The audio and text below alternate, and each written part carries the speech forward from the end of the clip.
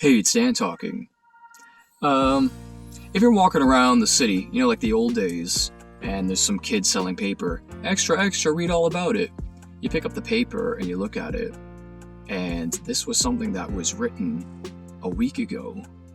Well, turns out, most likely, most people, and probably yourself mostly, would be like, hey, this is old news.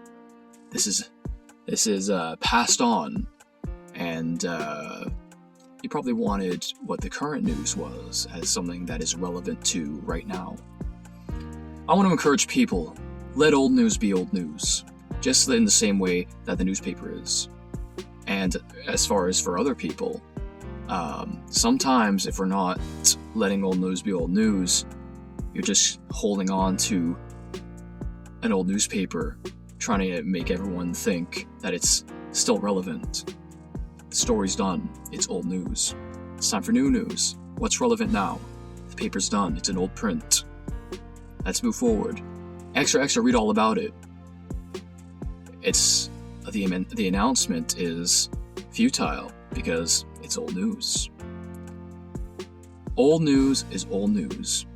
When we don't let old news be old news, sometimes it just drags on. We just keep getting the same paper over and over again and reading the same paper over and over again. It doesn't move on. It doesn't move on to the next new exciting page. Maybe that next newspaper is only good news, but you can't get that good news if you're holding on to the old newspaper. Drop what's old news, pick up the new newspaper, and start getting more involved in what's current, what's the next phase. If you don't ever move on to the next one, you're just stuck in old news. And ultimately, your life doesn't go on, doesn't move on, if it's going to be stuck in old news, the past, what have you. But just want to use that newspaper scenario.